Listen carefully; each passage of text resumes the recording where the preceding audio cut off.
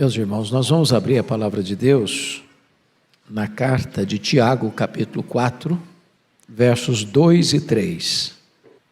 Cobiçais e nada tendes, matais e invejais, e nada podeis obter. Viveis a lutar e a fazer guerras, nada tendes, porque não pedis. Pedis e não recebeis, porque pedis mal, para esbanjardes em vossos prazeres. Hoje eu gostaria de tratar com vocês sobre o tema: quando o não de Deus é a melhor resposta. Quando o não de Deus é a melhor resposta. Há momentos em que o não de Deus é a maior consolação que podemos receber. Deus nos ama e nos ama a tal ponto que Ele não defere, não atende todas as nossas orações. E exatamente a negativa às nossas orações é a maior bênção que Deus pode nos dar. Deus é Pai, Deus é bom, e Ele sempre tem o melhor para nós. Quando o nosso pedido está na contramão da vontade dEle, Ele diz não, porque nos ama. Nós não enxergamos no escuro, nós não enxergamos na curva, nós não enxergamos o futuro, e nós nem sabemos o que é melhor para nós. Então, o não de Deus, muitas vezes, é a melhor resposta que podemos encontrar. É a maior expressão da misericórdia de Deus por nós. Josué Rodrigues, pastor presbiteriano e compositor cristão, disse que portas abertas e portas fechadas são a mesma coisa, se abertas ou fechadas por Deus. Tem hora que você quer entrar por uma porta e Deus a fecha. E não é sábio arrombar as portas que Deus fecha. Há momentos que Deus abre portas e por elas devemos entrar, sem medo. Então, hoje eu gostaria de tratar com vocês sobre 3 aspectos. Primeiro, os que se queixam sem razão. Segundo, os que pedem sem saber o que pedem. Terceiro, os que se submetem à boa, agradável e perfeita vontade de Deus. Dentro desta temática, eu quero tratar desses 3 assuntos. Em primeiro lugar, os que se queixam sem razão. São muitos, e talvez todos nós que estamos aqui, que sendo nós hoje mais do que éramos ontem, tendo nós mais hoje do que tivemos ontem, sendo nós mais honrados hoje do que fomos ontem, e não obstante isso, ainda nos queixamos. E eu gostaria de ilustrar. Pense comigo em Adão. Em Adão. Antes de Deus formar Adão, ele era nada. Nada. Depois, ele foi formado por Deus e se transformou numa estátua de barro. Então Deus soprou nas suas narinas e ele se tornou alma vivente. Colocou-se em pé e tornou-se um homem, recebendo as maiores honras, a presidência da terra, dominando sobre todos os animais, a presidência dos ares, dominando sobre todas as aves dos céus, a presidência dos mares, dominando sobre todos os peixes do mar, de tal forma que, a despeito disso, nem Adão nem Eva estavam satisfeitos. Queriam mais. E o que queriam, na verdade? Queriam ser iguais a Deus. Então veja você, que tantas vezes a história do Adão é a nossa história. Anteontem, nada. Ontem, barro. Hoje, homem, tendo a presidência do ar, da terra e do mar. E ainda está insatisfeito. E ainda quer mais. E ainda quer ser igual a Deus. Portanto, ele estava descontente, sem qualquer motivo, sem qualquer razão. Mas me permita um segundo exemplo. Está escrito lá em 2 Samuel 7,8, acerca de Davi: tomei-te da malhada de trás das ovelhas, para que fosses príncipe sobre o meu povo, sobre Israel. Notem vocês que o texto não apenas afirma o lugar onde Deus pôs Davi, mas também o lugar de onde Deus tirou Davi. Deus o tirou de trás da malhada, Deus o colocou no trono. Se você olhar a sua história, de onde Deus tirou você? Onde Deus colocou você? Ontem, perdidos, escravos do pecado, escravos do mundo, escravos do diabo, mortos nos nossos delitos e pecados, rumando para a perdição eterna. Hoje, salvos pela graça, lavados no sangue do Cordeiro, habitados pelo Espírito Santo de Deus, habitaremos para sempre com Ele. Então não há motivo para você nem para mim estarmos hoje descontentes. Pense comigo ainda, os dois filhos de Zebedeu, Tiago e João. O Senhor Jesus estava mergulhado na sombra da cruz, falando do seu máximo sacrifício, quando eles, por intermédio da mãe, rogam a Jesus um lugar especial, de deferência, de destaque e de primazia. Ontem, empunhando redes, lavando redes. Hoje, discípulos e apóstolos do Senhor Jesus Cristo, mas estão insatisfeitos, querem mais, querem primazia no reino. Estavam se queixando sem motivo, sem razão.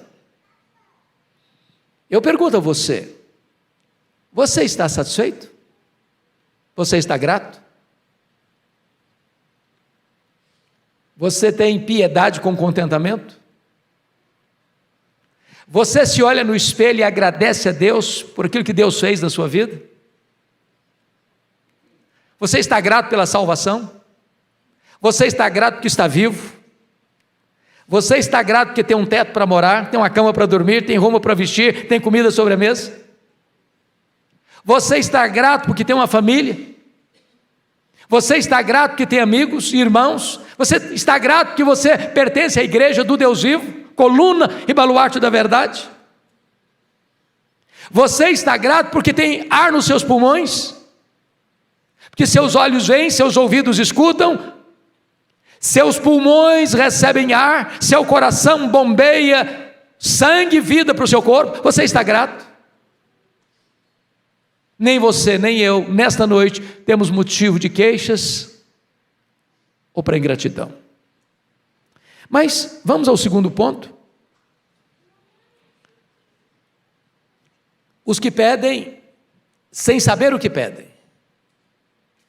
Pedis e não recebeis, porque pedis mal. Então, quando pedimos mal, Deus indefere. Quando pedimos mal, Deus diz não. Quando pedimos mal, Deus fecha a porta, bloqueia o caminho. Então vamos uma olhadinha nesse segundo ponto. E eu queria aqui trazer alguns exemplos. Primeiro exemplo, vamos pensar comigo em Raquel, esposa de Jacó. A Raquel, e não obstante ser a esposa amada de Jacó, ela não tinha filhos, ela era estéril. A Lia tinha filhos. As concubinas, Zilpa e Bila, tinham filhos. Raquel não os tinha. E diz a Bíblia que um dia a Raquel diz o seguinte para o seu marido, para Jacó. Lá em Gênesis 30, versículo 1. Dá-me filhos, senão eu morrerei. Preste atenção, não dá-me filho.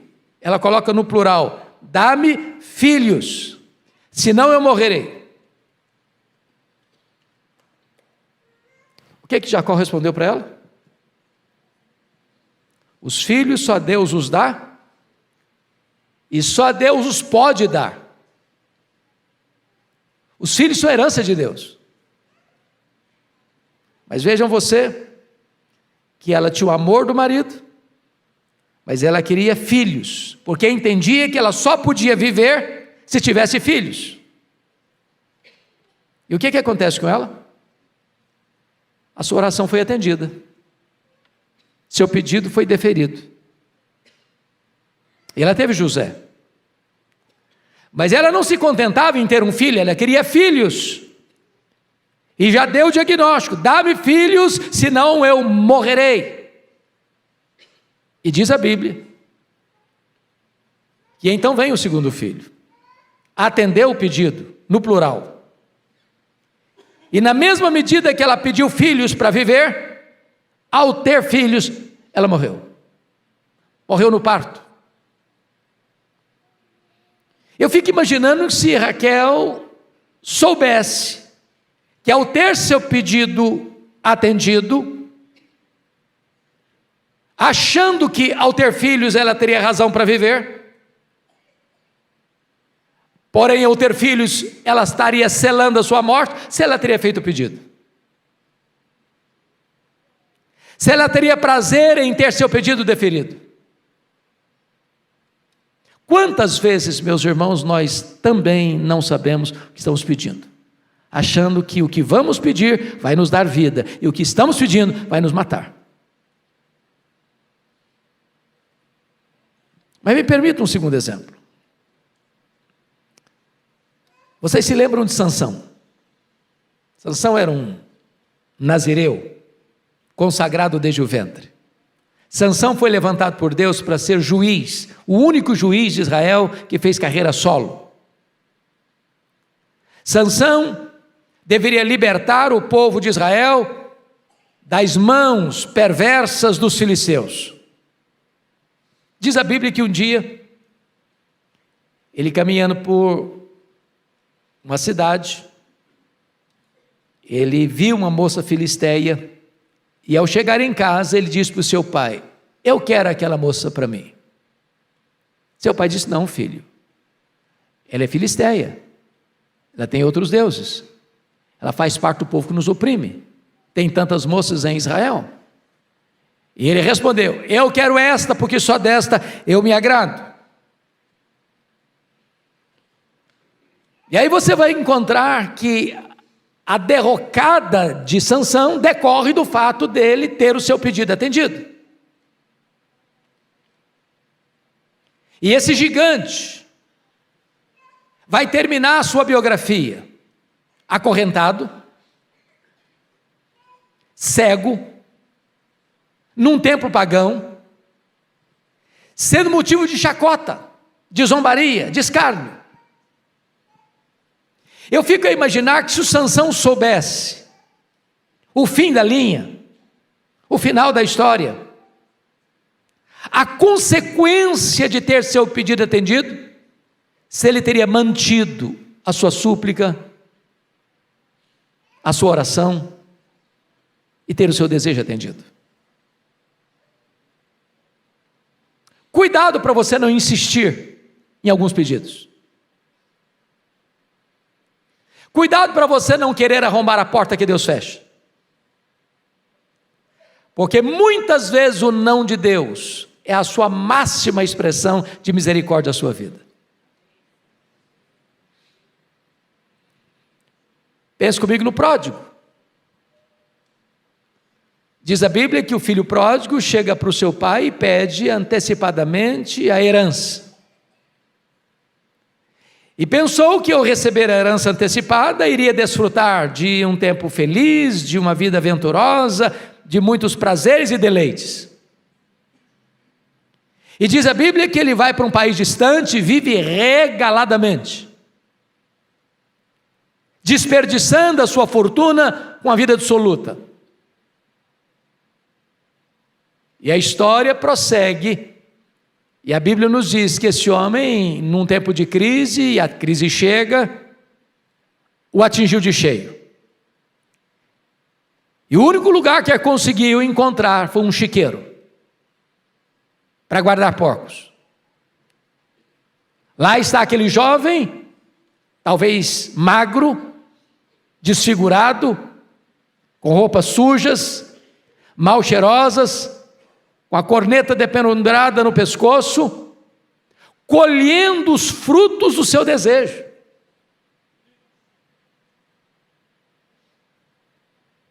Será que se ele soubesse o fim da linha, ele teria pedido para o pai a sua herança antecipada? Notem vocês que muitas vezes, à semelhança do pródigo, à semelhança de Sansão, nós insistimos com Deus, rogando a Ele, naquilo que nós não sabemos que estamos pedindo.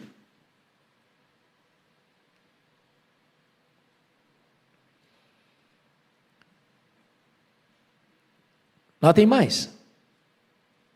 A Bíblia fala de Elias.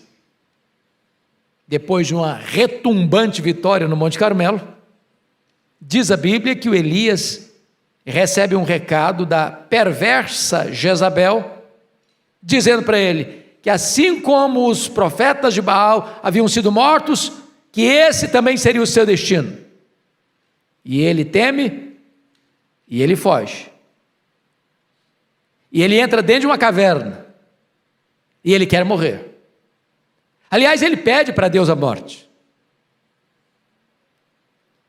Ele imaginou que morrer era a melhor coisa que podia lhe acontecer.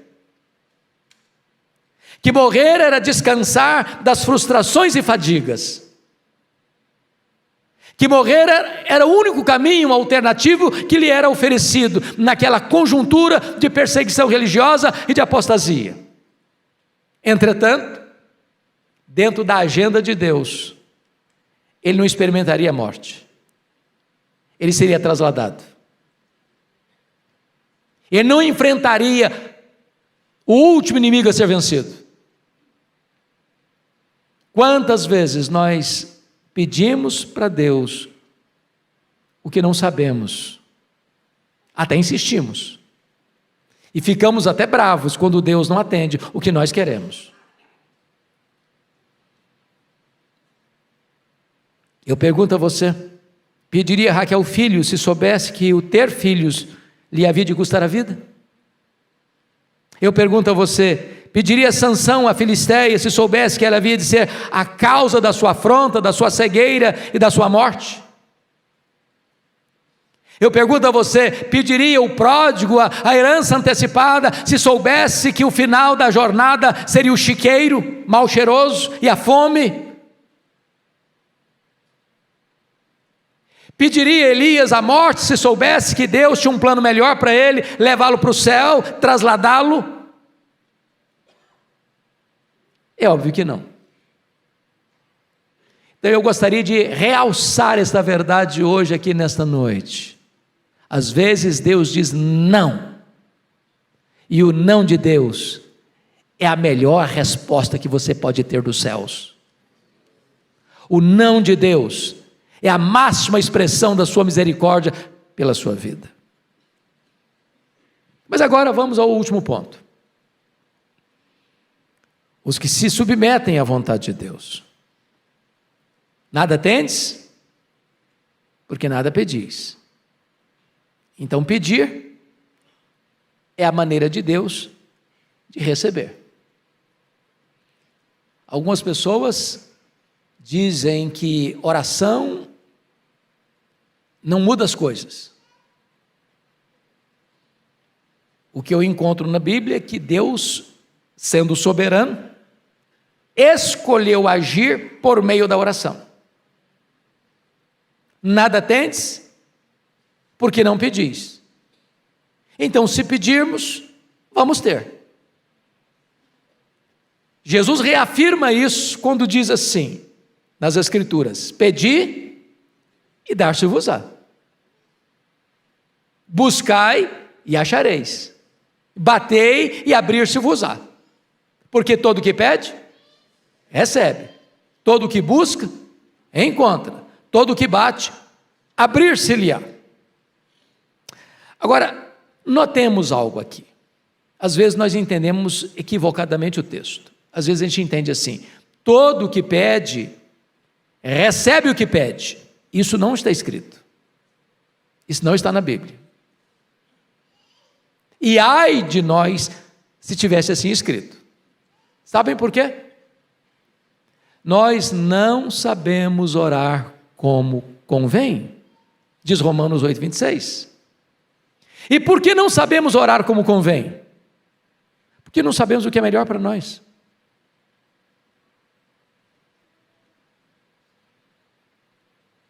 O Senhor Jesus Cristo disse que nós, pais, mesmo gostando e amando os nossos filhos,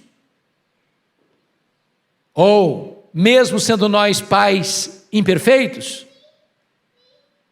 se um filho pede para nós um pão, nós não damos para ele uma pedra. Se um filho pede para nós um peixe, nós não damos para ele uma cobra, uma serpente. Se um filho pede para nós um ovo, nós não damos para ele um escorpião. Somos maus.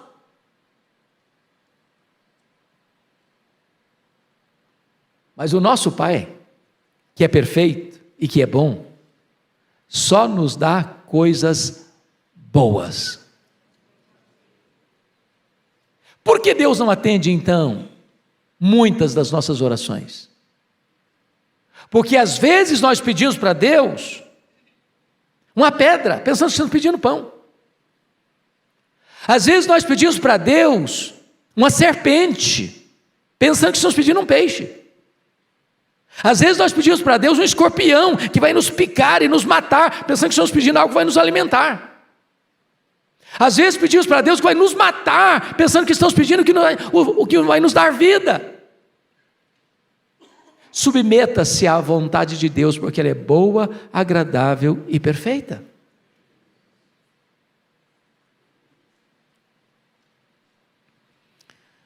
Vejam vocês, que nós devemos, com muita alegria e gratidão, acolher com humildade e mansidão a resposta de Deus. Como pastor, eu já tenho acompanhado, e os pastores que estão aqui presentes certamente também já acompanharam, quantas ovelhas, num drama pessoal de coração turbulento, de sentimentos quase que esbraseantes, apaixonados, insistem num namoro turbulento, conflituoso, achando que se aquele namoro terminar, a vida acaba.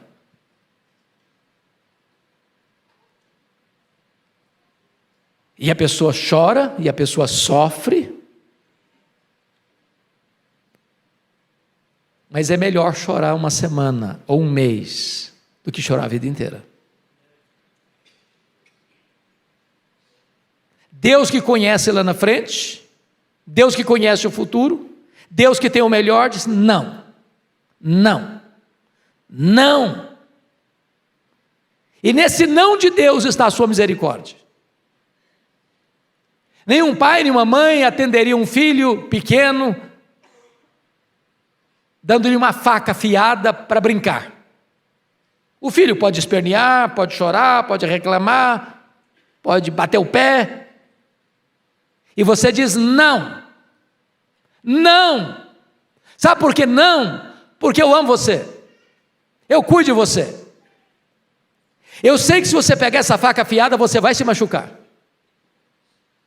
Há coisas que você insiste com Deus, e Deus diz, não, eu não vou lhe dar, porque eu sei que se eu lhe der isso, você vai se machucar, você vai se ferir. O não de Deus é a sua melhor resposta. Por outro lado, irmãos, eu gostaria de encerrar dizendo o seguinte: eu não quero trazer uma mensagem apenas no aspecto negativo. Essa palavra tem um aspecto positivo, de você orar.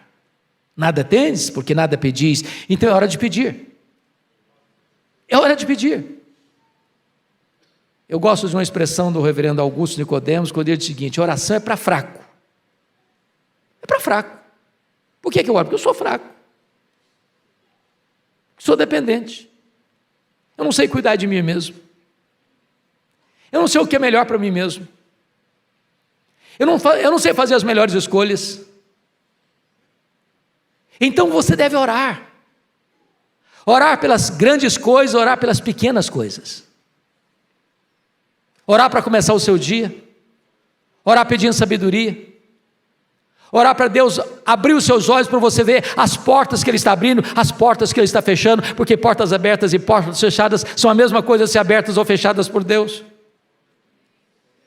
Orar para que Deus oriente você, qual escolha você vai fazer nos seus negócios, nos seus afazeres, nos seus estudos, nos seus empreendimentos, nos seus relacionamentos.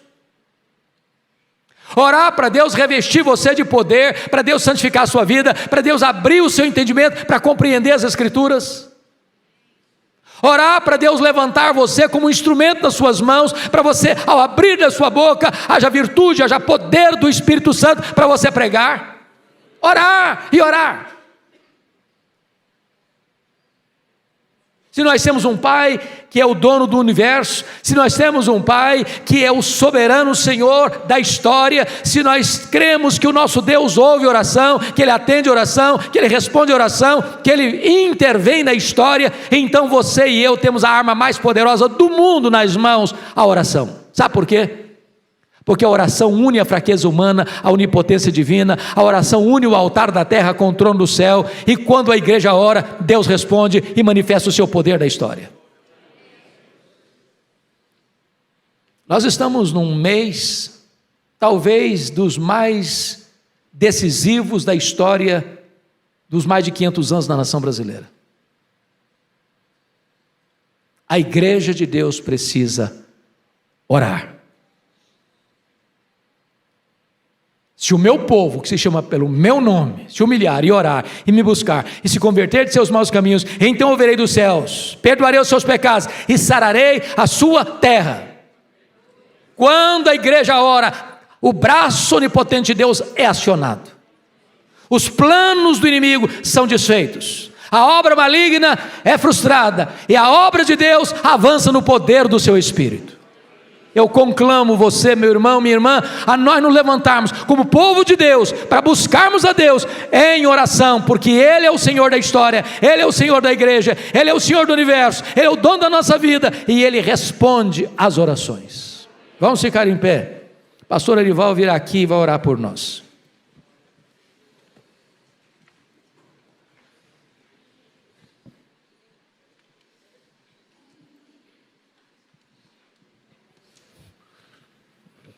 Meus irmãos, com um sermão desse eu fico doidinho.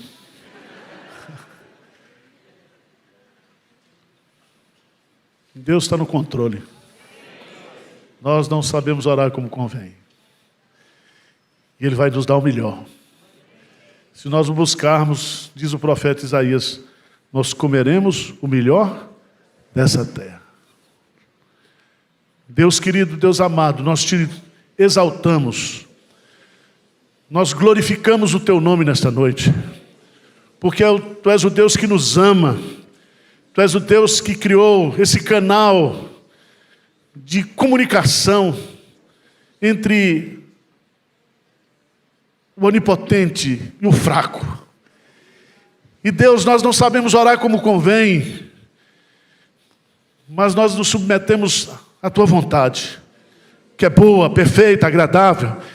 E, ó Deus, nós colocamos a nossa boca no pó, na terra, e clamamos o melhor para o nosso país, o melhor para a nossa família, para a nossa igreja, Senhor. Deus, olha para a motivação do nosso coração. Ó Deus, nós vivemos uma batalha espiritual. E as armas dessa batalha não são carnais. Ajuda-nos, Pai. Ajuda cada um aqui que está lutando na sua vida pessoal, com pecados, com provações, com tentações. Ajuda-nos, ó Deus, nas lutas da igreja, no avanço da obra missionária. Ajuda-nos, Pai. Tem famílias aqui que estão precisando de uma intervenção do Senhor, de perdão, de reconstrução. Ajuda, Pai. Que essa noite seja uma noite de consolo. Que nós saiamos daqui e voltemos para casa sabendo que nós temos um Deus que nos ama e que ouve a nossa oração e responde conforme a sua sabedoria, o seu poder, nos dando o melhor, Pai. Glorifica o teu nome nesta noite. Em nome de Jesus. Amém.